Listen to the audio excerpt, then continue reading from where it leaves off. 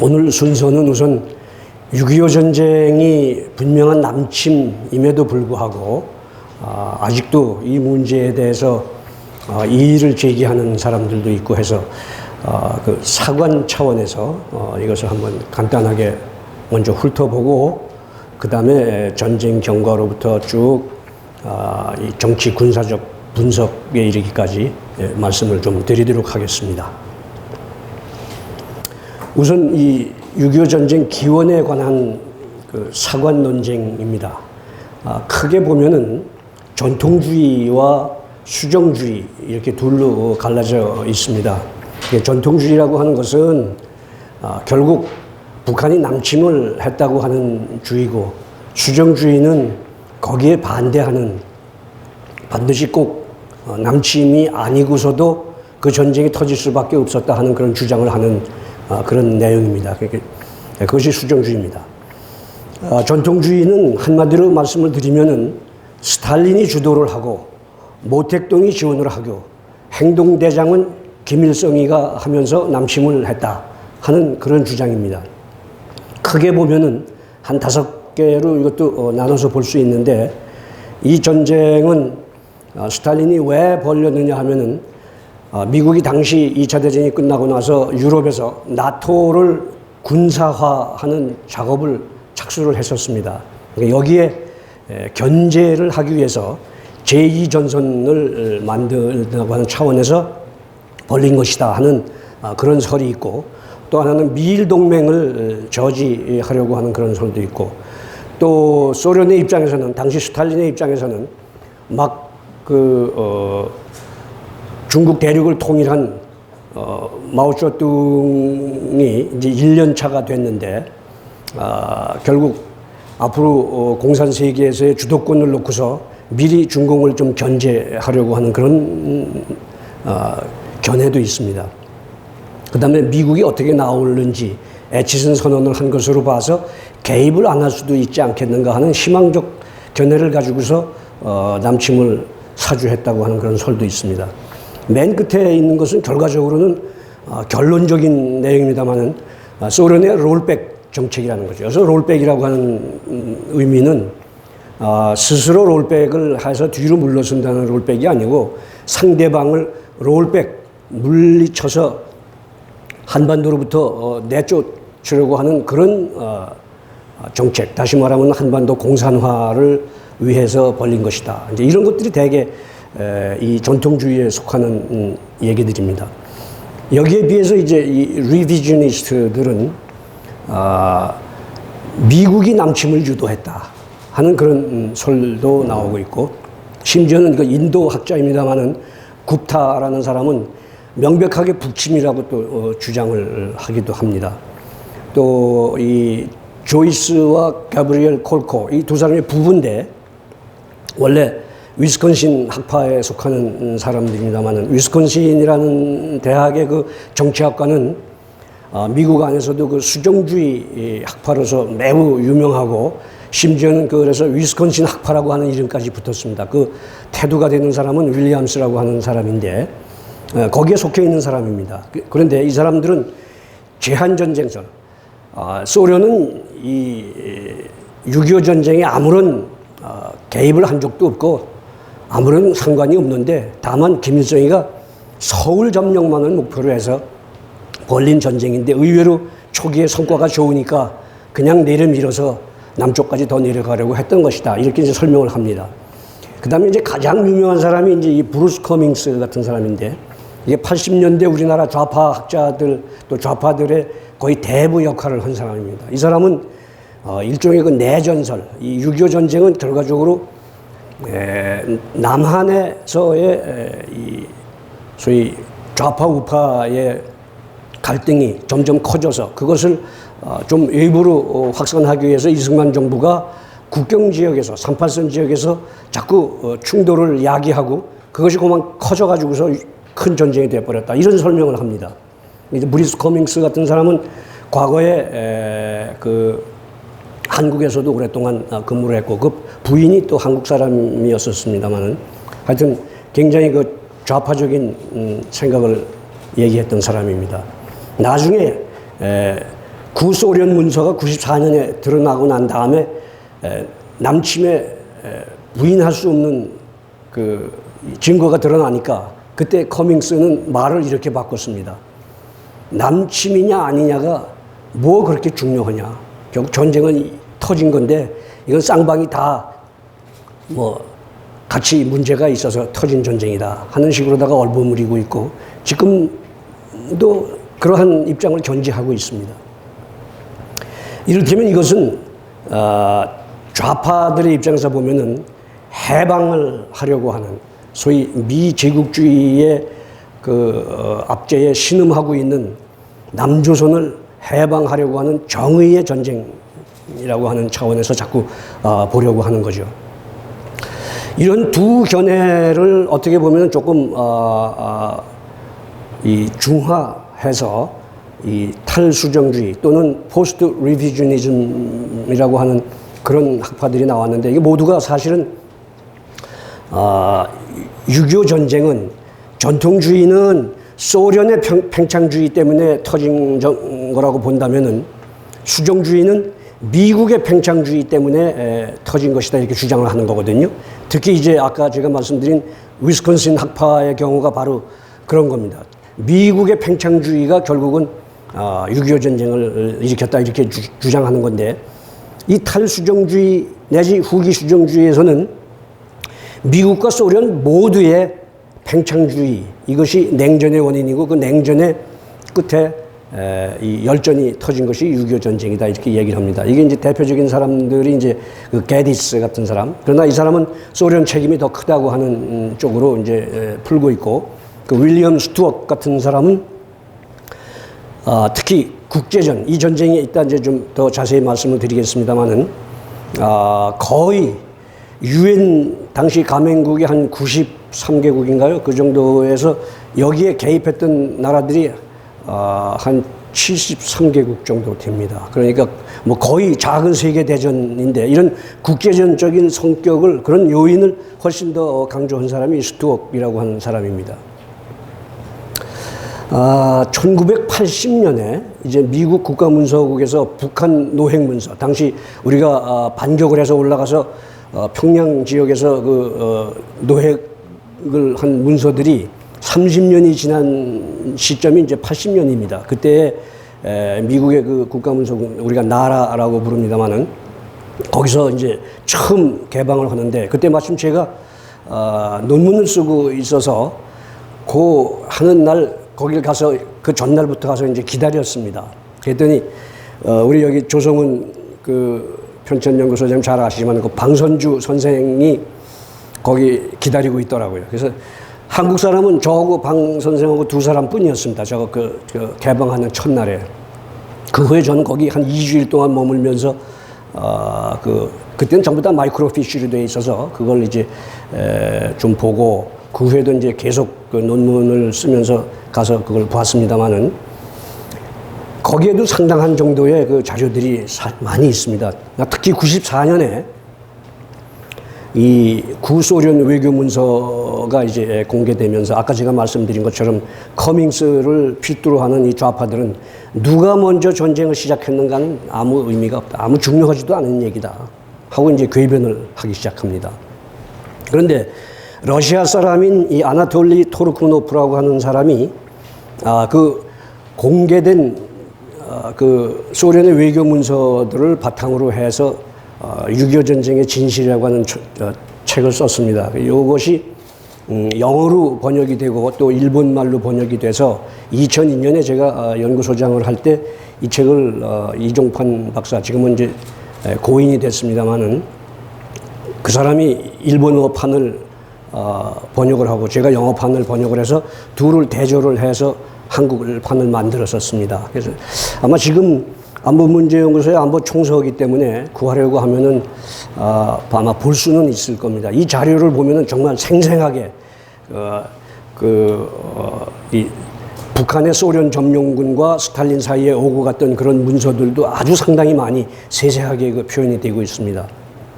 또 한 가지 말씀드리고자 하는 것은 금년에 사실은 70주년을 앞두고 우리 여기 원태호 제독하고 제가 함께 소속이 되어 있는 한미안보연구회에서 매년 국제학술 세미나를 하는데 한 패널을 한 3개쯤 진행을 합니다. 그래서 특별히 한 개 패널을 좀 더 만들어서 박재복 원장님께서 흔쾌히 6.25 전쟁 특별 패널을 진행을 하려고 했습니다. 그래서 이 캐서린 웨더스비라고 하는 그 여자 학자가 있는데 지금은 아메리칸 유니버시티에 근무를 하고 있습니다만은 이분은 소련이 붕괴되고 난 다음에 모스크바에 가서 아예 거기서 살림을 차려놓고 이 외교 문서만 죽기 살기로 파헤친 사람입니다. 근데 나중에 이제 조금 자리가 잡히니까 러시아가 이걸 폐쇄를 해버렸어요. 결과적으로 어떻게 됐냐면은 소련 외교 문서에 관한 그 웨더스비 교수가 현재 최고의 전문가가 되고 말았어요.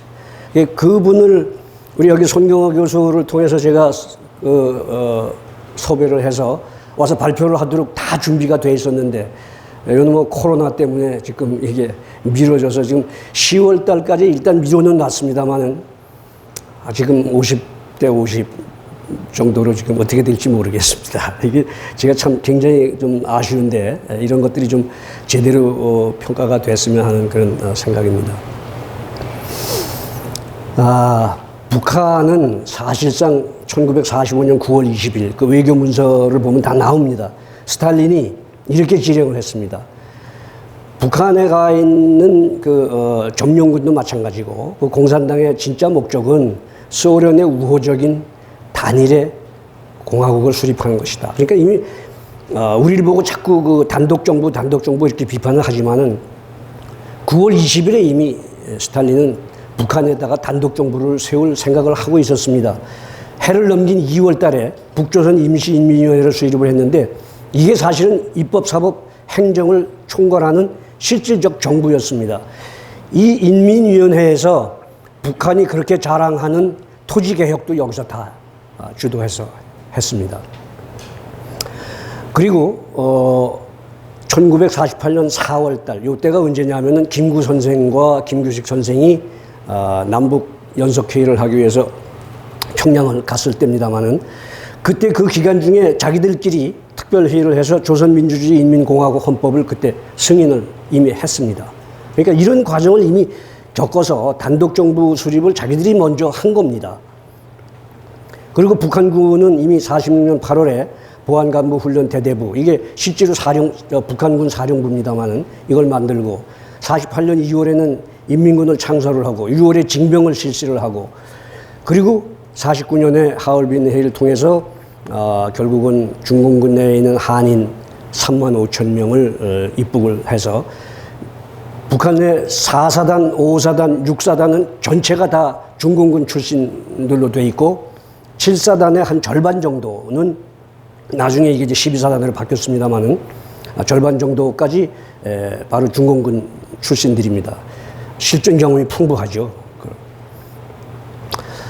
그리고 2013년에 그 난파됐던 간첩 김동식이라는 분이 2차례에 걸쳐서 이 TV조선에서 증언을 했는데 만주에는 그 외정 때에 이미 한국 사람들이 많이 가서 살면서 논을 경작을 해서 잘 살게 되니까 한인 그 촌이라고 하면은 돈이 많고 잘 산다. 그래서 마적단들이 그 한인촌을 집중적으로 습격을 합니다. 그러니까 자경단을 만들었어요. 그 자경단들이 대체로 봤을 때 한 5만에서 6만 명이었는데 마오쩌둥이 이 만주를 석권하고 난 다음에 그 사람들을 이 중공군으로다가 흡수해드리려고 한 겁니다. 아직 그 국공 내전을 벌이고 있을 당시니까. 여기 이상조라고 제가 이제 이렇게 표시를 했습니다만은 이 이상조는 여러분이 잘 아는 그 정전협정 때에 북한군의 수석 대표가 남일이고 그 같이 차석으로 내려왔던 사람이 이제 이상조라고 하는 사람입니다. 근데 그 남일과 이상조에 대해서 조금 말씀을 드리면은 남일은 출생이 함경도 출생이고 이상조는 부산 동네에서 출생한 사람입니다. 둘 다 이제 만주 쪽으로 물론 갔습니다만은 남일은 1930년대 스탈린이 연해주에 있는 한국 사람들을 전부 중앙아시아 쪽으로 소개할 때에 그때 우즈베키스탄으로다가 간 사람입니다. 그래서 우즈베키스탄에서 대학을 졸업하고 소련군의 대위로 가서 근무를 하면서 소위 그 스탈린그라드 전투까지 참전을 했던 사람입니다. 남일이. 근데 그 후에 이제 북한으로 들어와서 북한군 창설의 주역의 한 사람이 됐던 사람이고 나중에 부수상까지 했었죠. 남일은. 그러니까 그 사람은 소련파인 거죠. 근데 이상조는 반대로 이 사람은 연안파, 중국 쪽에서 중국 공산당군에 들어가서 중공군에 들어가서 사실은 활동을 했던 사람이었기 때문에 이 중국파, 연안파라고 할 수 있습니다. 근데 이상조라고 하는 사람은 1955년에 모스크바의 그 북한 대사관으로 대사로다가 나갔어요. 예편을 하고 난 다음에. 그런데 그때 마침 북한 내에서 연안파에 대한 숙청이 1956년부터 벌어지기 시작해서 그때 숙청 당하게 생겼으니까 거기에서 망명을 해버렸어요. 그래가지고서 그 벨라루스로 가서 벨라루스에 정착을 해서 살았는데 1989년 9월 달에 우리 한국을 방문을 했습니다. 어떤 신문사, 동아일보입니다만은 그쪽에서 뭐 하여튼 이 수소문을 해서 한국에 왔어요. 이상조 씨가. 그때 마침 제가 청와대 근무하고 있을 당시여서 그분이 묵고 있는 호텔에 가서 저분을 하고 한 2시간 정도 단독 면담을 이상조 씨하고 한 경험이 있습니다. 나중에 이제 조금 더 궁금하신 분은 제가 밥 한 끼 사주시면은 아주 소설 같은 얘기도 좀 들려드리겠습니다. 그런데 이상조 씨의 증언에 의하면은 자기가 초모관으로 임명이 돼서 만주 지역을 다니면서 한인촌의 자위단들을 중공군으로 끌어들였다는 것이죠. 그 사람들이 국공 내전이 끝나고 난 다음에 아까 말씀드린 대로 북한으로 들어와서 북한군의 이제 주축이 됐던 것입니다. 그런데 그 사람과 김동식의 이 증언이 서로 맞아 떨어져요. 제가 이렇게 맞춰보면은. 그래서 그때 당시에 이제 이 김동식 씨가 직접 이 47군에 자기도 그 가운데 하나로서 그때 중공군에 들어갔던 사람이고 그래서 후난성으로 갔다가 50년에 이 사람들이 정주를 해서 이렇게 들어왔는데 4사단 그다음에 백오 전차여단의 기계화 여단.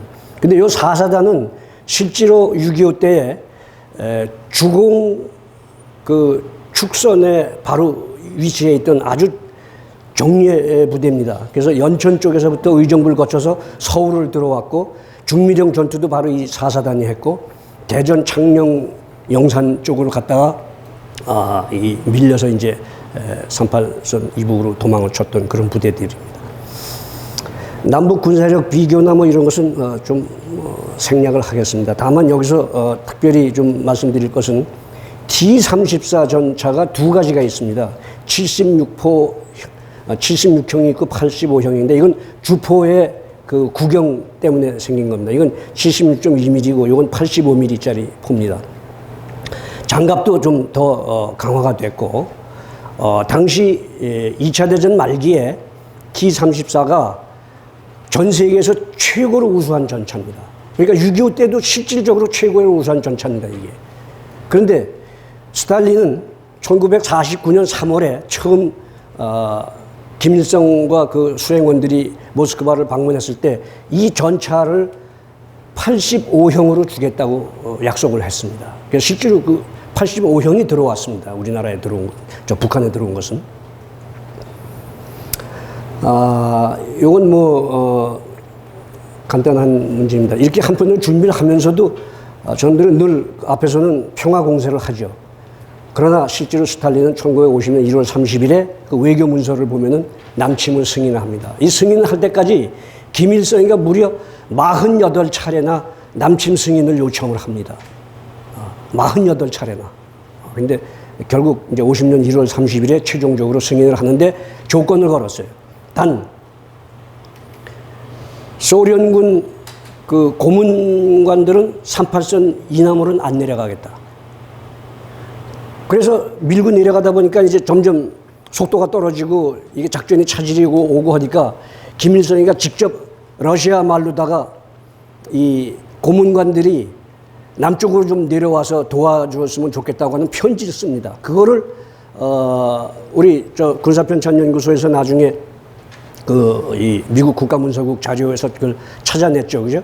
그리고 그걸 이렇게 좀 크게 만들어 가지고서 이게 배포도 하고 그랬는데 나중에 한번 보시면 그 러시아 말로다가 쭉 썼는데 굉장히 러시아 말을 아마 잘했던 것 같아요. 경과를 간단히 말씀드리겠습니다. 이게 사실 좀 여러 가지 착오들이 좀 있어요. 이걸 과연 얼마 동안을 했느냐 하는 걸 얘기할 때 적지 않은 사람들이 3년 1개월 2일 동안 싸웠다고 자꾸 얘기를 합니다. 또 1128일이었다고 자꾸 얘기를 합니다. 제가 그래서 이거를 오늘 정확하게 환산을 해서 말씀드릴 테니까 다음에는 절대 헷갈리지 마십시오. 3년 1개월 3일입니다. 왜 그러냐 하면은 1950년 6월 25일에 시작이 돼서 1953년 6월 24일까지가 3년입니다. 그죠? 6월 25일이 3년이 아니고 24일이 3년입니다. 마찬가지로 달로 계산을 해도 7월 24일까지가 한 달이 되는 날입니다. 그리고 정전협정이 체결된 것이 27일이니까 25, 26, 27, 3일이잖아요. 그죠? 그러니까 정확하게 3일입니다. 그래서 제가 강의실에서는 늘 3.13이라고 외워라. 그러면 정확한 거다. 3.13 전투. 3.13 전쟁이다. 그렇게 얘기를 합니다. 이걸 전부 다 제가 쉬어보니까 뭐 윤년이 끼고 어쩌고 한 걸 다 계산해보니까 1129일은 맞습니다. 근데 소련군은 그 외교문서에 의하면은 29일에 전쟁을 끝내는 계획을 줬어요. 근데 사실 29일에 못 끝냈죠. 어림도 없었죠. 그래서 이 전쟁은 크게 보면은 4단계입니다. 처음 1년은 기동전. 낙동강까지 밀렸다가, 다시 북진을 해서 한만 국경까지 올라갔다가 다시 중공군이 들어와서 내려 밀려서 37도선까지 내려갔다가 다시 반격을 해서 오늘날의 휴전선까지 올라온 것이 그게 1년 걸린 기간입니다. 나머지 2년은 휴전회담을 하면서 고지쟁탈전을 2년 동안 한 겁니다. 이것을 이제 따지면은 기습남침으로부터 낙동강 방어선 사수 때까지를 1단계로. 2단계는 인천 상륙작전과 총반격 한만 국경선까지 갔던 것을 2단계로. 그 다음에 3단계는 중공군이 침략을 해서 새로운 전쟁이 시작된 50년 10월 25일부터 51년 7월 9일까지 모두 5차례 대공세를 벌려서 5차 공세까지인데 3차 공세 때 서울을 한 번 더 뺏겨서 일사후퇴라고 하는 거죠. 그리고 나머지 아까 말씀드린 대로 2년 동안이 이제 고지쟁탈전입니다. 사실 이제 제가 개인적인 그 경험을 말씀드리면은 6.25가 터질 때 제가 3년 3개월짜리입니다. 세상에 태어나서 3년 3개월 된 아이였는데 강원도 춘천으로부터 온 가족이 걸어서 홍천 거쳐서 행성을 거쳐서 제천을 거쳐서 충주를 거쳐서 문경 세제를 넘어서 상주까지 내려가니까 이미 낙동강 전선에 괴뢰군들이 와서 펑펑 터지는 소리가 들려요. 더 이상 내려가면 위험하니까 여기 피난민들은 다 머무르라고 해서 저희 가족은 어디로 갔냐면은 상주군 그 점촌 바로 옆에 가면은 조그만 그 마을이 있는데 거기 가서 피난을 했어요. 그리고 그게 끝나고서 대반격을 하니까 다시 이제 뒤따라서 춘천까지 올라왔는데 짐을 풀고 뭐 어쩌고저쩌고 조금 하고 나니까 다시 중공군이 밀고 내려와서 또 보따리를 싸가지고 또 피난을 가서 그 다음에 어디까지 가냐면 제천까지 또 내려갔어요. 저희는 2번을 피난을 갔는데 그 과정에서 저희 가족 10명 중에서 제 부친을 포함해서 3명이 세상을 떠나서 저희는 30%의 손실을 보고 6.25 전쟁을 겪었습니다. 그래서 사실은 이걸 얘기할 때마다 저는 남의 얘기를 하는 게 아니고 제 개인의 얘기를 사실은 하는 겁니다. 이 사진을 몇 개 가져와서 좀 간단히 설명을 드리겠습니다. 이게 9월 9일에 이 일본 총독이 그 옛날 중앙청이 있던 그 자리에서 항복문서에 서명하는 사진이고요. 요건 48년 5.1절 때인데 이때만 해도 여기 지금 태극기가 보입니다. 아까 말씀드린 김구 선생과 이런 분들이 48년 4월에 북한에 갔을 때에도 그때도 아직 태극기를 그 사람들이 썼었습니다.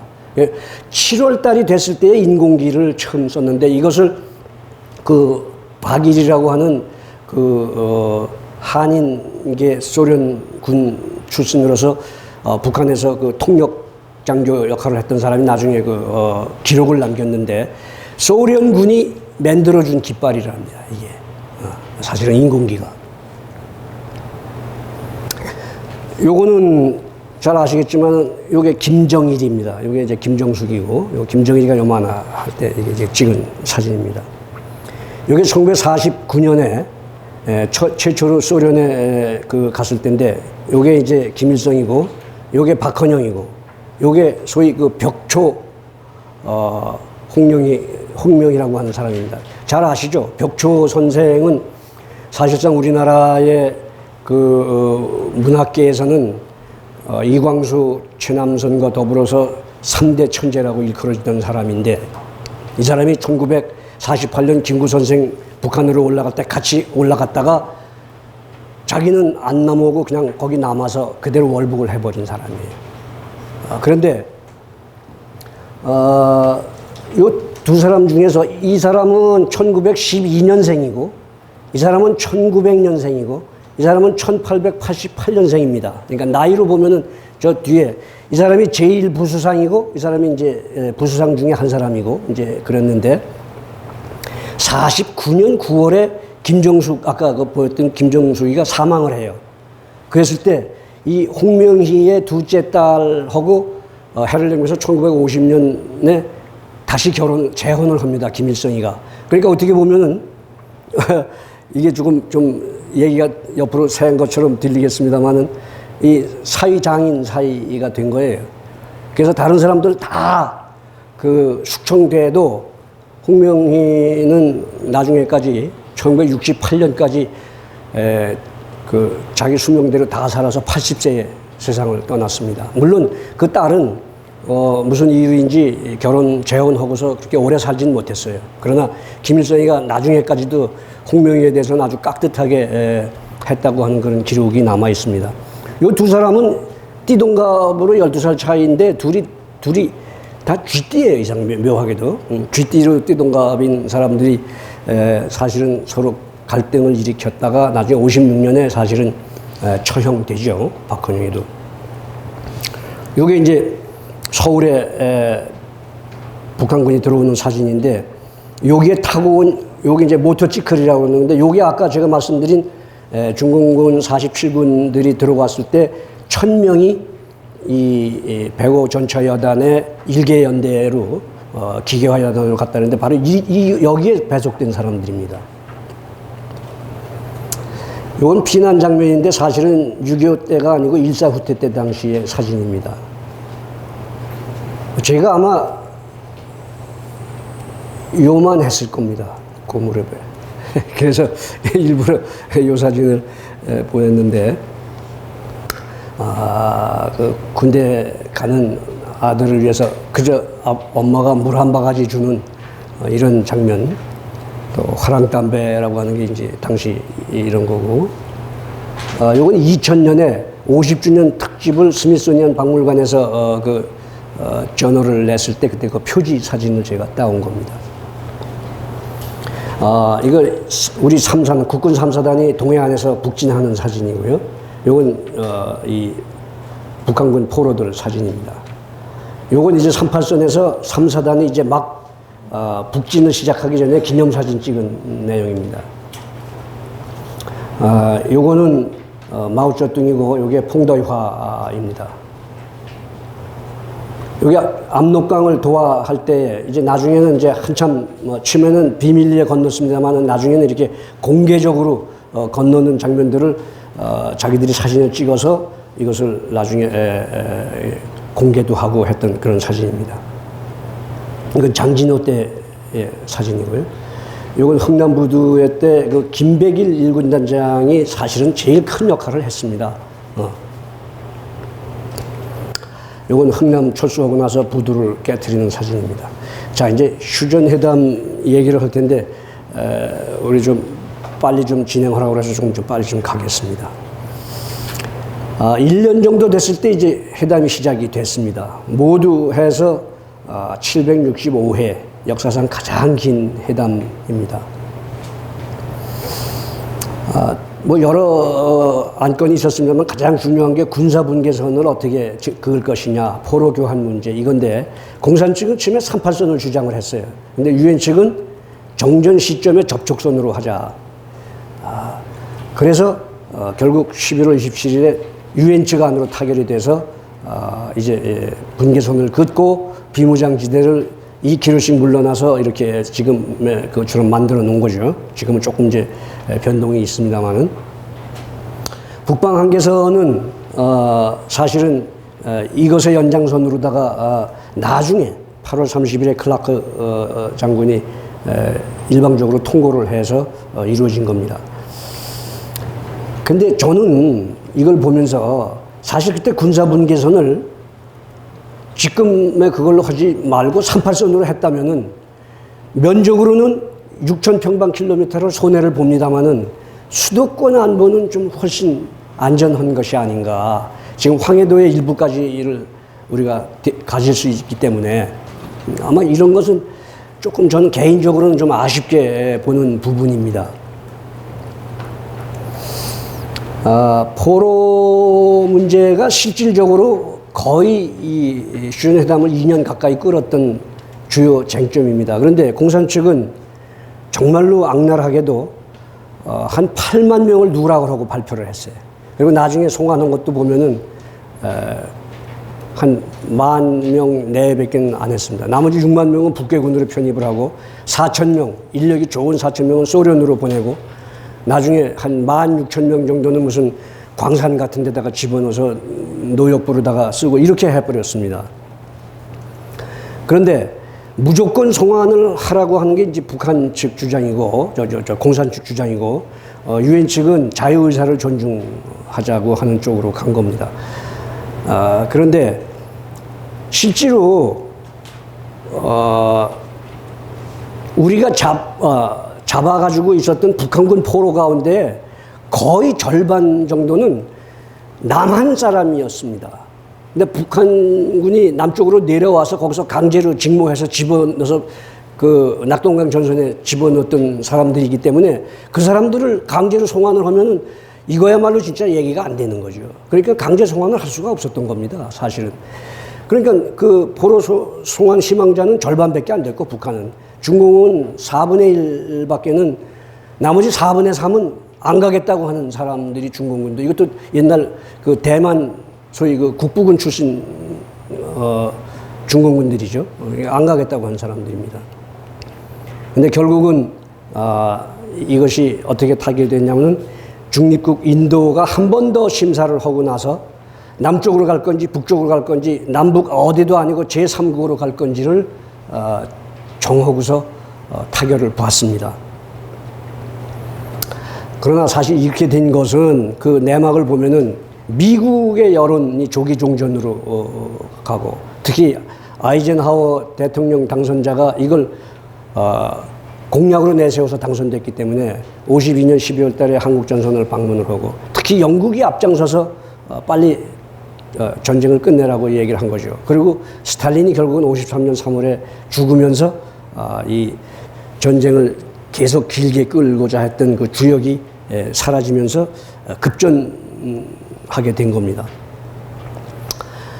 그런데 이제 문제는 이승만 대통령이 이걸 그냥 받아들일 수가 없으니까 반공포로 석방을 하면서 벼랑끝 외교를 한 거죠. 결국 그 결과가 뭐냐 하면은 한미 상호 방위 조약을 얻어냈고, 그리고 10억 달러 규모, 20개 사단 증강 뭐 이런 걸 한 겁니다. 그래서 정전협정을 체결을 하게 됐는데 이게 전부 5개조 63개 항이고 분량으로는 A4 용지로 한 21쪽 정도 분량입니다. 여기에 제4조가 여기 중요한데 정치회의를 하자 3개월 후에, 그러나 사실 3개월 후에 되지는 않고 54년에 가서 회담을 했는데 결국은 합의에 실패하고 분단이 고정이 돼버린 겁니다. 이때 이제 아이젠하워가 당선자 신분으로 한국 전선을 왔을 때 사진입니다. 요건 초기에 정전회담 대표단이고 지금 엊그제부터 이분 지금 이제 100살 되신 분인데 백선엽 장군이 한국 대표로서 참가를 했고 전 3년 동안에 내내 한국 측 대표가 없었던 적은 없습니다. 맨 마지막 대표가 나중에 월북했던 그 누굽니까?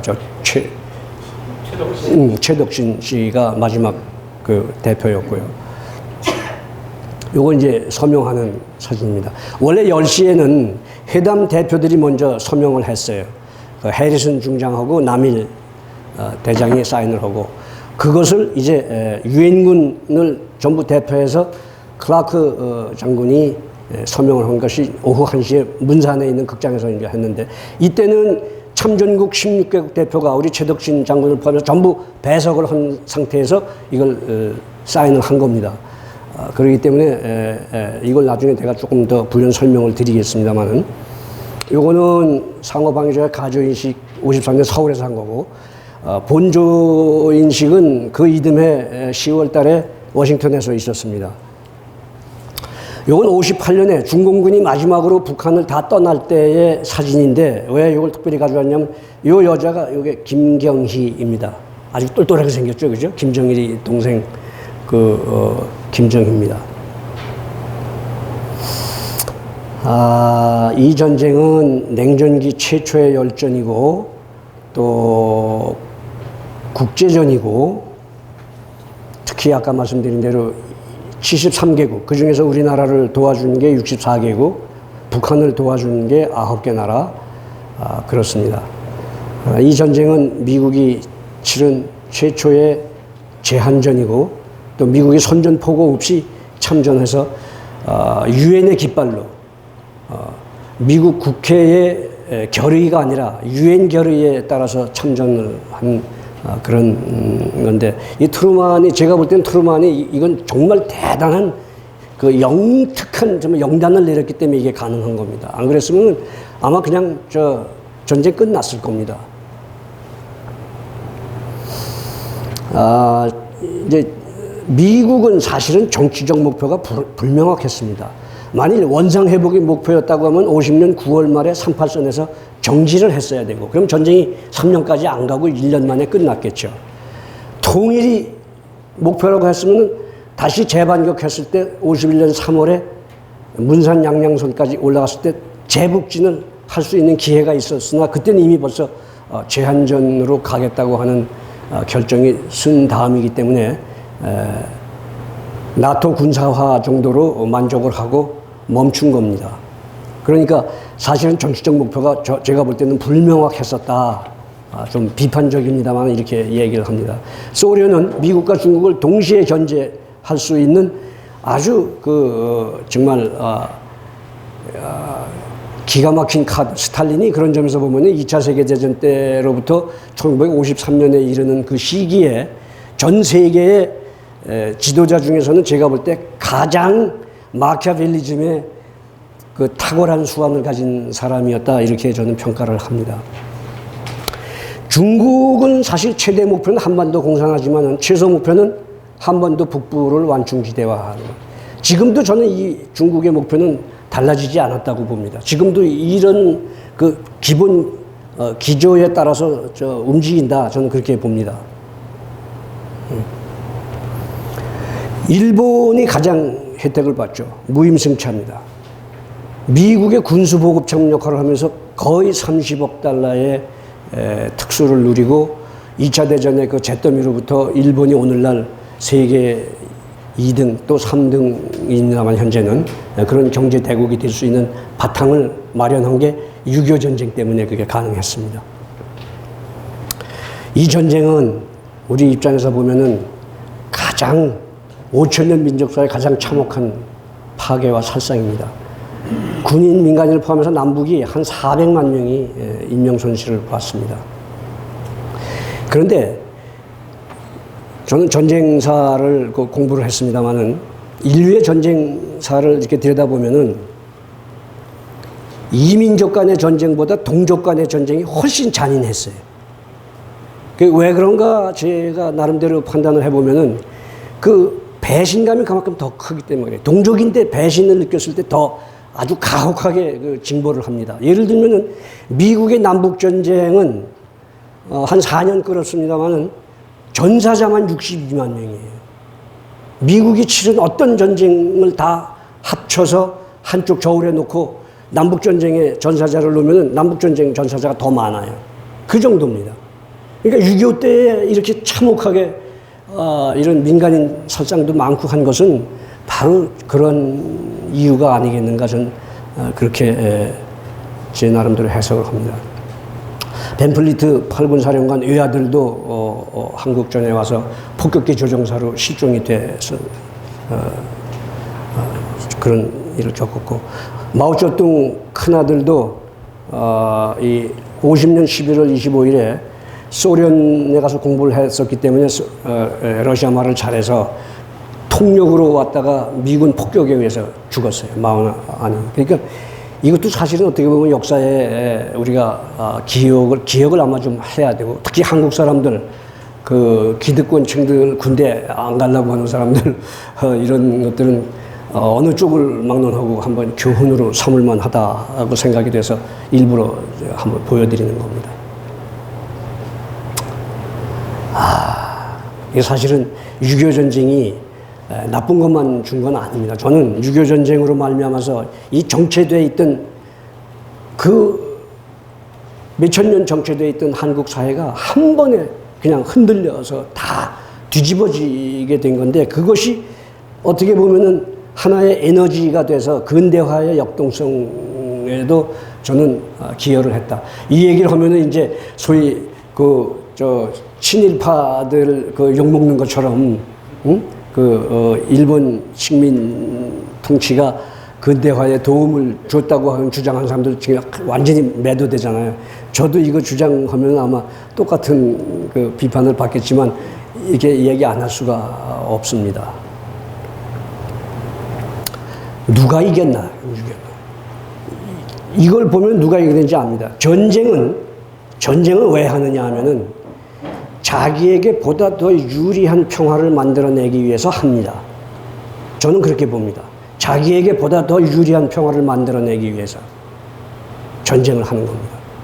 그런데 지금 현재 이 사는 모습을 이렇게 보면은 여기 서울을 포함해서 이 북한 지역에 이게 어떻게 살고 있나 하는 게 보이는 거예요. 그러니까 어느 쪽이 이겼나는 명확한 겁니다. 그래서 제 결론은 좀 시간을 좀 많이 써서 죄송합니다만은 마키아벨리가 기가 막힌 말을 많이 했습니다만은 스스로 지키려 하지 않는 자 누가 도우려 하겠는가 그런 말도 했고 또 이마누엘 칸트도 평안 돈으로 사야 된다고 그랬어요. 그러니까 요새 자꾸 북한에다 퍼주겠다고 그런다 이 사람들이. 저 칸트가 하는 말을 듣고 하는 건지 내 모르겠습니다만은 돈으로 살라고 평화를 하는 짓인 것이 보이는데 칸트의 뜻은 그게 아니고 돈으로 군대와 무기를 준비해서 스스로 울타리를 쌓아라는 뜻입니다. 근데 스스로의 울타리가 충분치 않으면은 믿음성이 있는 동맹과 더불어서 이 울타리를 지켜야죠. 그리고 믿음이 가는 동맹을 묶어두려면은 그것도 역시 돈이 필요합니다. 그러니까 평화를 살려면은 혼자 지키든 동맹하고 같이 지키든 돈으로 사야 되는 겁니다. 그러니까 요즘에 그 방위 분담금 협상 같은 것도 제가 볼 때는 좀 우리 입장에서 뭐 계속 고집을 부려서 제가 될 것 같지는 않습니다. 저는 조금 돈을 좀 더 쓰더라도 흔쾌히 가는 것이 맞겠다. 6.25 전쟁 70주년에 하는 저의 개인적인 생각입니다. 너무 시간을 많이 끌어서 정말 죄송합니다. 마치겠습니다.